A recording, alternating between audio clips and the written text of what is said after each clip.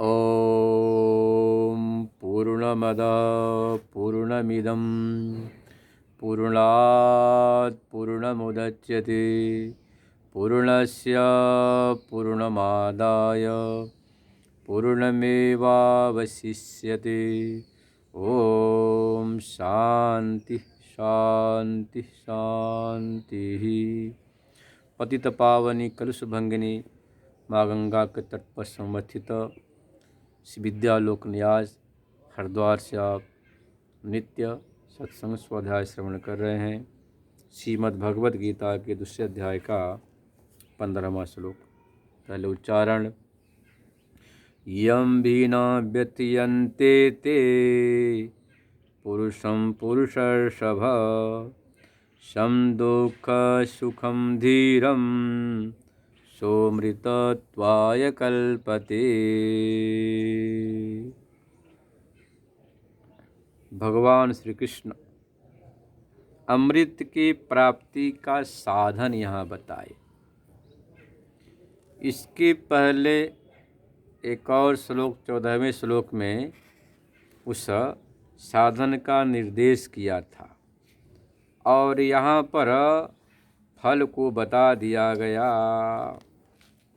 साधन का निर्देश किया था भगवान ने गीता के दूसरे अध्याय के 14वें श्लोक से कि मात्रा स्पर्शास्तु कौन्तेय शीतोष्ण सुख दुःखदः आगमापायनो नित्यस् तान् तितिक्षस्व भारत। भगवान ने इस श्लोक में साधन बता दिया। मात्रा स्पर्शास्तु, इंद्रियों का विषय के साथ जो संयोग होता है उस संयोग से ही शीतोष्ण का अनुभव होता है। आत्मा का मन से और मन का इंद्रिय से, इंद्रिय का विषय से सन्निकर्ष होता है, तब जाकर आपको विषय का ज्ञान होता है। न्याय दर्शन का सिद्धांत है उत्पन्नम क्षणम अगुणम निष्क्रियम तिष्ठते। उत्पत्ति काल में जो भी ज्ञान होता है वह निर्गुण निष्क्रिय ज्ञान होता है। तो आद्य क्षणावच्छिन्न जो ज्ञान है वह आपका निष्क्रिय। सबसे पहले आप जब देखते हैं किसी चीज़ को या सुनते हैं तो इदम ज्ञान होता है, इदम यह कुछ है। इसके बाद आपको ज्ञान होता है कि यह फला विशेषण से विशिष्ट नील कमल है, सफ़ेद कमल है, पीला फूल, ऐसा विशेषण से विशिष्ट ज्ञान बाद में होता है। निर्विकल्पक ज्ञान में ही हमारी वृत्ति टिक जाए।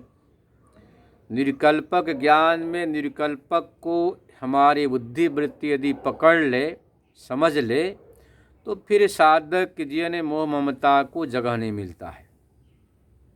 होता क्या है, निर्विकल्पक ज्ञान के बाद वो सविकल्पक ज्ञान होता है। यह लाल फूल है, सफ़ेद फूल है, पीला फूल है, ये फला आम है, अमरूद है, केला है, बहुत अच्छे आदमी हैं, बहुत बुरे हैं, बहुत सुंदर है, बहुत सौंदर्य युक्त है।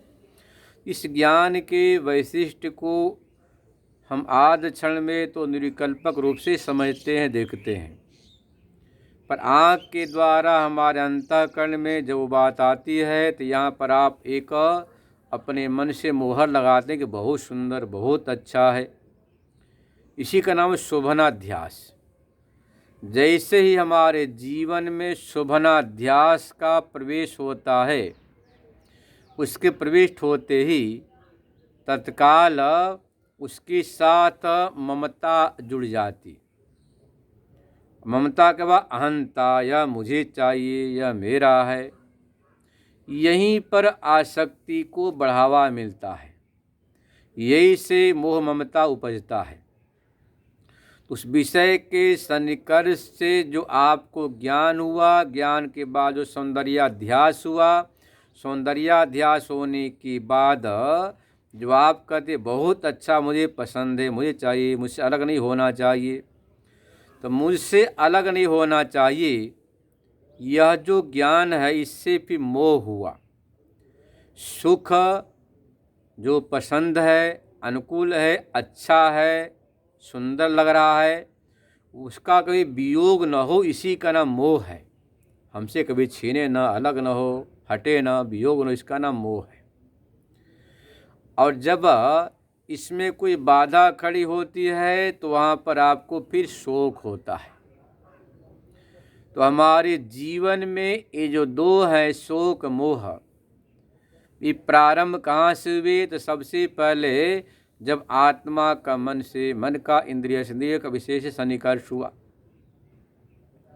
यह न्याय दर्शन की प्रक्रिया है। और भाष्यकार ने भाष्य ऐसा लिखा है कि जब इंद्रियाणि लिखा है, जब श्रोत्रादि नाम इंद्रियाणि, श्रोत्रादि इंद्रियों का जब विषय से सन्निकर्ष होता है, ऐसा भाष्यकार ने अर्थ किया है। वैसे वेदांत प्रक्रिया यह है कि सबसे पहले प्रमात्री चेतन, जिसको बोलते हैं प्रमाता, वह प्रमाण चैतन्य मतलब कि आँख के द्वारा, विषय चैतन्य मतलब प्रमेय, विषय देश में वृत्ति जाती है। ऐसा समझिए कि आपने ट्यूबवेल चलाई, ट्यूबवेल के चलते ही कुएं से पानी निकला और पंप के द्वारा, नाली के द्वारा खेत में गया। अब खेत चूँकि चतुष्कोण है तो जल चतुष्कोणाकार परिणत हो जाता है। यदि खेत आपका लंबायमान है तो जल लंबा लंबा हो जाएगा। त्रिभुजाकार खेत है तो जल त्रिभुजाकार रूप से परिणत हो जाएगा। ऐसे ही अंतःकरण जो कुएं के समान है, अनंत वृत्तियां अंतःकरण बैठी हुई हैं। अंतःकरण से आँख के द्वारा वृत्ति निकली, विषय देश में गई और तदाकार रूप से परिणत हो गई। तब जाकर आपको अयम घट अयम पट या ऐसा ज्ञान होता है। ये वेदांत की प्रक्रिया अपनी है। तो चाहे आप वेदांत की प्रक्रिया को देखें या न्याय दर्शन की प्रक्रिया को, दोनों अवस्था में इंद्रिय वृत्ति का विषयाकार परिणति स्वीकार्य है। जब तक हमारी इंद्रियां चक्षुरादि के द्वारा विषय देश में नहीं जाएंगी, तदाकार परिणत नहीं होंगी, तब तक आपको इदम अस्ति है ऐसा ज्ञान नहीं होता है। तो इंद्रियां जब विषय से सन्निकर्षों जुड़े, उनका जुड़ाव हो, वहीं पर यदि आपने निर्विकल्पक चैतन्य अपने इष्ट का, आराध्य का भावना किया, तब तो आपके जीवन में वो मोह ममता को जगह नहीं मिलेगा। मोह ममता होगा ही नहीं। यदि आपने वहाँ पर अहंता किया, ममता किया कि यह मेरा है, बहुत सुंदर, बहुत अच्छा, बहुत पसंद है, मुझे चाहिए, हम सर्ग नहीं होना चाहिए, वहीं पर अहंकार और ममता खड़ा हो जाता है। इसके बाद जीवन में वियोग होने पर शोक आएगा, संयोग बने रहने पर मोह बढ़ता जाएगा। इसलिए भगवान ने सावधान कर दिया कि मात्रा स्पर्शात् कौन्तेय शीतोष्ण सुख दुखदाह। जब भी इंद्रियों का विषय के साथ सन्निकर्ष हो, तो सन्निकर्ष होने के बाद यदि अनुकूल है तो सुख और प्रतिकूल है तो दुख। देखो ठंडी लग रही है, अब बड़ा आपको तकलीफ, बड़ा दुख, बहुत पीड़ा हो रही। जैसे भगवान सूर्य की रोशनी आई, कहते बड़ा आनंद आया, बड़ा सुख मिल रहा है।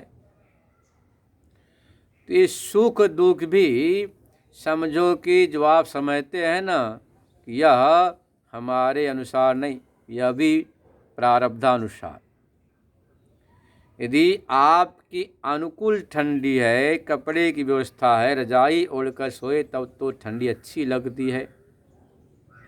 और वही जब स्नान करना हो, घूमना हो, कारोबार करना, विश्व व्यापार करना हो, तो क्या बोलते हैं, बहुत ठंडी है, बहुत अच्छी ठंडी है, बहुत दुख हो रहा, पीड़ा हो रहा, ठंड सता रही। और जैसे ही भगवान सूर्य की रोशनी आ गई, कहते बहुत अच्छा लग रहा, बहुत सुख मिल रहा। यह भी अपनी अनुकूलता प्रतिकूलता पर निर्भर करते हैं। अनुकूल हुआ तो आप कहते हैं सुख, और प्रतिकूलता हुई तो कहते दुख। ये कैसे हैं? तो आगमा पाई आने वाले जाने वाले।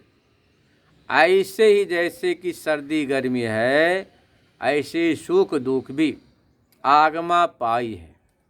इस बात को भगवान व्यवहारिक नीति से समझा रहे, व्यवहारिक दृष्टिकोण समझा रहे। आगमा पाइनो अनित्य है, आने वाले जाने वाले। रात आई है फिर जाएगी। ऐसे ही यह दुख आया तो दुख की घड़ी जाएगी, फिर सुख आएगा।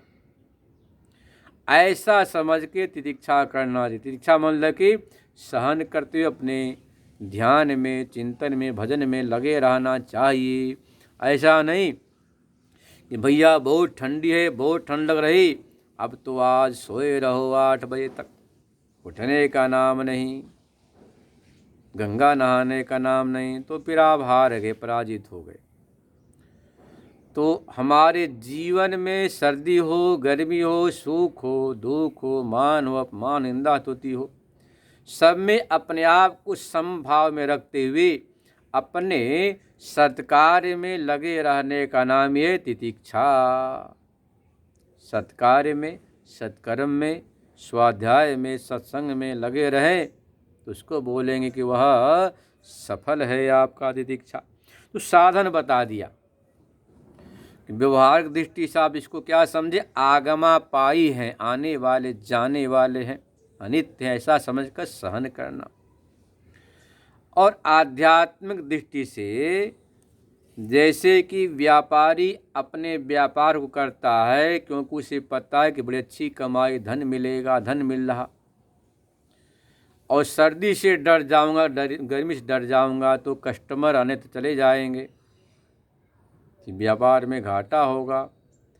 ऐसा समझकर व्यापारी ऐसे सर्दी गर्मी वर्षा में भी दुकान खुलता, कारोबार में संघर्ष ही करना क्यों न पड़े लगा रहता है, चाहे घाटा क्यों न, फिर ही बैठा रहता है दुकान पर।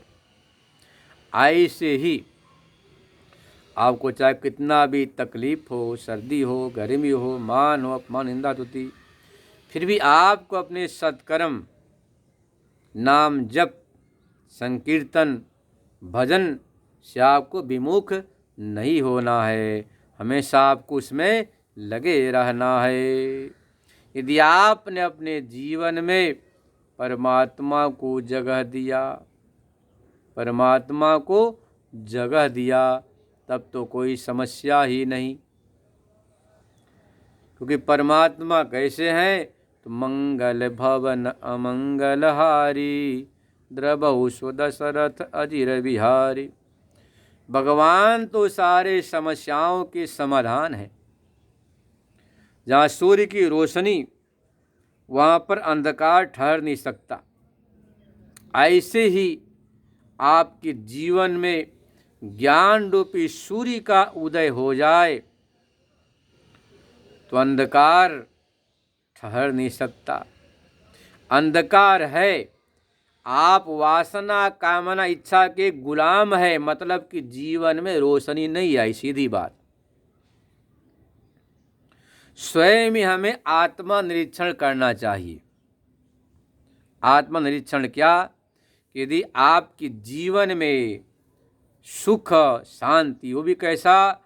निरपेक्ष है, बिना किसी निमित्त के जीवन में सुख है, शांति है, आनंद का अनुभव हो रहा है, तब समझो कि परमात्मा की बहुत बड़ी कृपा और जीवन में ज्ञान रूपी सूर्य का उदय होना प्रारंभ हो गया। तो जीवन में ज्ञान रूपी सूर्य का उदय कैसे होता है? तो स्वाध्याय सत्संग से। इस समयानुसार सूर्योदय होता है, ऐसे ही जीवन में सत्संग आ गया, स्वाध्याय आ गया, सत्पुरुषों की संगति आ गई, तो आपके जीवन में अपने आप ही ज्ञान रूपी सूर्य का उदय होगा। और फिर आनंद ही आनंद, फिर आप वासनाओं के, कामनाओं की, इच्छाओं के दास नहीं बनेंगे, बल्कि आप अपने स्वरूप में प्रतिष्ठित हो जाएंगे, परम आनंद के अनुभव में डूब जाएंगे। तो साधन बता दिया कि भाई सबसे पहले क्या करना, जब इंद्रिय का विषय से सन्निकर्ष हो तो सावधान रहना। मैं क्या सोचना, रूपम रूपम प्रतिरूपो बभूव, प्रत्येक रूप में हमारा परमात्मा ही है, आराध्य है, ब्रह्म ही है, स्वरूप ही है। प्रत्येक व्यवहारिक पदार्थों में भी उसी अपने आराध्य का, इष्ट का, ब्रह्म का आपको चिंतन करना है। चिंतन कैसा मतलब है कि विचार करना है। क्या विचार, कि अधिष्ठान सत्ता अनतिरिक्त सत्ता कत्वम, अधिष्ठान सत्ता को छोड़कर दूसरी कोई सत्ता है ही नहीं है। मात्र एक में वह द्वितीय एक ब्रह्म सत्ता है, भगवत सत्ता है, दूसरी कोई सत्ता है ही नहीं। यदि आपने जीवन में यह निश्चय कर लिया कि मात्र एक में वह द्वितीय ब्रह्म सत्ता है, तो जो आप विषय को देख रहे हैं उस विषय से अहंता ममता नहीं होगी। विषय को देखेंगे परंतु उससे अहंता ममता नहीं। देखो आजकल स्कूलों में, विद्यालयों में जो पढ़ाते हैं ना, बहुत गलत पढ़ाई पढ़ाते हैं। क्या पढ़ाते हैं कि आप जो आँख से देखते हैं तो आँख से देखने के बाद वहाँ से आँख की रश्मियाँ लौटकर रेटिना में आती है तब जाकर ज्ञान होता है घटपट रूप का। ऐसा है ना, विद्यालय में पढ़ाते हैं बच्चों को, ये बिल्कुल गलत पढ़ाई है। सोचो, जैसा वैज्ञानिक आज पुस्तक में पढ़ाते हैं बच्चों को, विद्यालय में मूर्ख बनाते हैं, जैसा मान लिया जाए कि आपने आँख से किसी पेड़ को देखा, सामने पेड़ है, सामने गाय है देखा, और वहाँ से आँख की रश्मियाँ लौट के रेटिना में आई, फिर जाकर ज्ञान होता है कि अयम वृक्ष या वृक्ष और यह घट, ऐसा होने लग जाए तो यह नहीं क्या होना चाहिए। क्या होना चाहिए, होना चाहिए यही वृक्ष है, यही घट है। मतलब वहाँ पर पेड़ है, वहाँ पर गाय है, वहाँ पर घोड़ा है ना, वहाँ पर पुस्तक है, ऐसा ज्ञान ही होना चाहिए। अब क्या कहते, वहाँ पर गाय खड़ी है, वहाँ पर घोड़ा खड़ा है, यहाँ पर श्वान कुत्ता बैठा है, और वहाँ पर गौ माता घास चर रही है, ऐसा बोलते हैं ना, ऐसा ज्ञान होना चाहिए। क्या होना चाहिए, यह होना चाहिए हमेशा, यह का ज्ञान होता नहीं। आप क्या कहते, वह पेड़ है, वहाँ गाय है, वहाँ घोड़ा है, और वहाँ जो है ना कुत्ता बैठा, ऐसा बोलते हैं ना। यदि वहाँ से वृत्ति लौटकर आँख में आए और यहाँ आँख में ज्ञान हो ना, ऐसा कहते हैं, तो वह शब्द का प्रयोग नहीं हो पाएगा। इसलिए ये आज के पुस्तकों की जो पढ़ाई बिल्कुल गलत है। अपने यहाँ क्या बोलते हैं कि हमारी जो हमारा आत्मा का मन से, मन का इंद्रिय से, इंद्रिय का विषय से सन्निकर्ष हुआ, तब जाकर ज्ञान होता है कि भाई वह घड़ा है, वह हाथी है, वह गाय है, वहाँ पर अच्छा खासा पेड़ लगा हुआ है। तो विषय देश में आँख की रश्मियाँ जाती हैं, तदाकार परिणत होती हैं, तब जाकर घटपट आदि विषयों का ज्ञान होता है। तो देखो हमारी आँख तो विषय देश में जाती है, पक्की बात है, विषय देश में जाती है। और जो आपकी कान है, कान में दोनों है, विषय देश में जाती है और विषय भी कान तक आते हैं, दोनों माना गया है। आप क्या कहते हैं, बड़ी अच्छी मीठी मीठी आवाज़ आ रही है, शंख की आवाज़ आ रही है, कान घुमाते हैं, कैसी आवाज़ आ रही है, कान घुमाते ना, जहाँ देखे क्या सुनाई पड़ रहा। तो आवाज़ हमारे कान देश तक आता है, और कान भी कई बार विषय देश में जाता है। कहते मैंने ये बात सुनी, मेरे को सुनाई पड़ा। तो कान उभय है, विषय देश में जाता, विषय भी कान पर्यंत आते हैं। और घ्राण, घ्राण कई विषय देश में नहीं, बल्कि घ्राण विषय देश में नहीं, बल्कि आप सूंघते हैं ना, तो सूंघ करके जो आप बोलते हैं, तो घ्राणेंद्रिय मतलब नाक, नाक हमारी विषय देश में नहीं जाती, वहाँ से खुशबू नाक में आते हैं, कि वहाँ जाने लग जाए तो वहाँ से आप क्या कहेंगे, वो सब जो है ना मिष्ठान ही आ जाए। जीभ के पास भी मिष्ठान आता, जीभ वहाँ नहीं जाती। नाक और जीभ और त्वचा, इन तीनों के बाद विषय आते तब बोध होता है। अपने आप त्वचा वहाँ नहीं जाता है, उसके पास वस्तुवाद करते अच्छा स्पर्श है, कोमल है, कठोर है, कर्कश है, शीत है, उष्ण, ऐसा स्पर्श का भान होता है। तो देखो आपका नाक, जीभ और त्वक के पास विषय आते हैं तब बोध होता है। और आँख और ये कान विषय देश में जाते हैं, और कान में उभय है, विषय भी आते हैं। तो जैसे ही हमारी इंद्रियां विषय देश में जाए, वहाँ क्या भावना करना कि वहाँ वही चेतन, वही ब्रह्म है। जब आप ऐसी भावना करते हैं तो विषय का जो कालुष्य है, दोष है, जो आप कहते हैं बहुत अच्छा बहुत बुरा, आपको प्रभावित नहीं करेगा। आप क्या समझते हैं, ये सब तो परमात्मा का ही सगुण साकार स्वरूप है। प्रत्येक आकार प्रकार को जब आप क्या समझते हैं कि चिदानंदमय जगत सब जानी, सगुण साकार उसी परमात्मा का स्वरूप है, तो आपका चित्त उसका अच्छाई से प्रभावित नहीं होगा, न बुराई से घृणा होगी। आपके चित्त में, मन में, बुद्धि में समता बनी रहेगी, समत्व भाव होगा। समत्व भाव बना रहेगा तो आपको परम आनंद की अनुभूति होगी। यह बात यहाँ साधन रूप से बता दिया आपके 14वें श्लोक में। 15वें में बताया कि जिस पुरुष को ये इंद्रियां व्यथित नहीं कर पाती हैं, इंद्रियों के अनुकूल चीज़ है, तो आप क्या सोचते हैं, बार बार हमारे पास ही बना रहे, बढ़ता जाए, हमसे अलग ना हो, इससे भी बेचैनी। और उसके वियोग होने पर महान शोक होता है।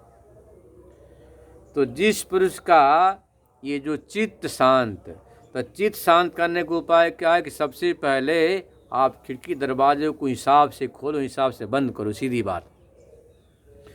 अरे भाई धूप आ रही, गर्मी आ रही, जून महीना, तो दरवाज़ा खिड़की बंद कर लो, एसी चला लो। और सामान्य है तो दरवाज़ा खिड़की खोल लो। बहुत सर्दी है तो भी हम क्या करते, दरवाज़ा खिड़कियाँ बंद कर देते। अब बाहर धूल है, मिट्टी है, हवा चल रही, तो आप क्या करते, तुरंत दरवाज़ा खिड़की बंद कर देते, भाई अंदर धूल ना आने पाए। ऐसे यदि आपने इस कला को सीख लिया, क्या कला, कि आप अपने रूम की सफाई के लिए, सुरक्षा के लिए सावधान रहते हैं कि इस समय धूल है, गर्दा आ रहा, उड़ रही, तो बंद करो खिड़की दरवाजे।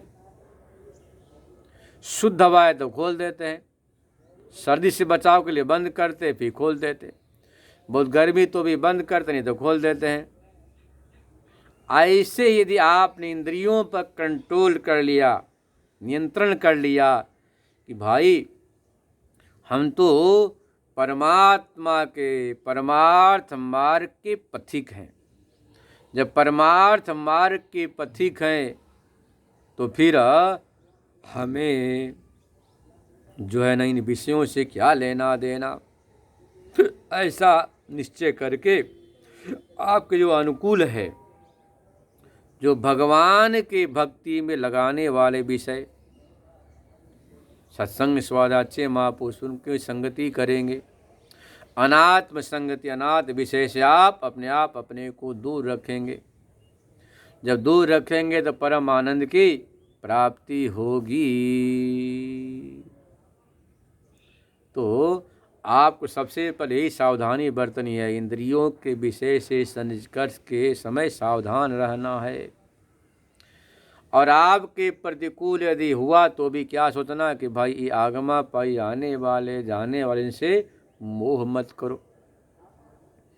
हमारा शरीर ही बचपना से जवानी में, जवानी से बुढ़ापे में आ गया।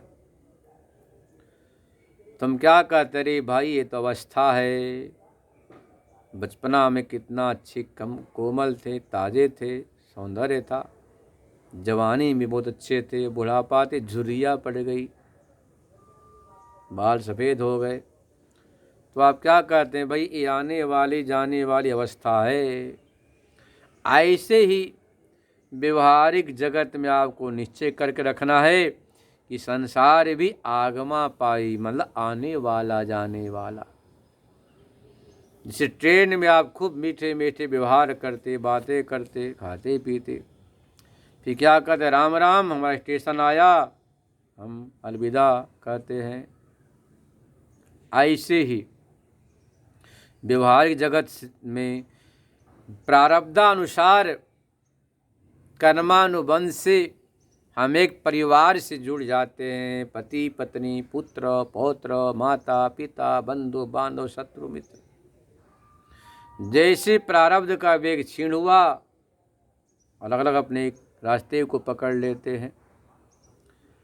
तो यहाँ पर भी आपको मोह ममता नहीं करना है, बल्कि प्रारब्ध के अनुसार घर का, परिवार का, समाज का, मित्र का, शत्रु का संयोग है, और फिर क्षीणे प्रारब्धे वियोग हो जाएगा।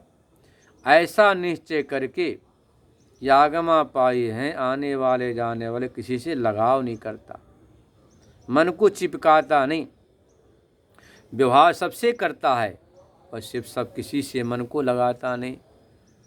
जब ऐसा करेंगे तो आपका मन आपके नियंत्रण में रहेगा।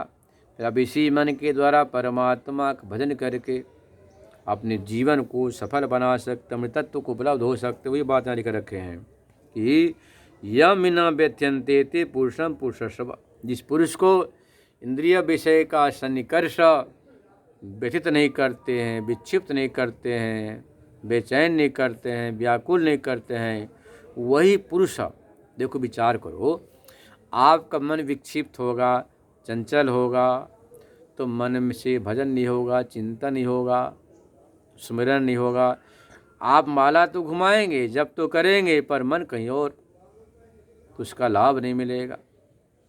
इसलिए कह दिया, जिस पुरुष को इंद्रिय विषय का सन्निकर्ष संयोग विक्षिप्त नहीं करते हैं, चंचल नहीं करते हैं, वह पुरुष ही सुख दुख को सहन करते हुए अमृतत्वाय कल्पते, अमृत को पाने में समर्थ हो जाता है।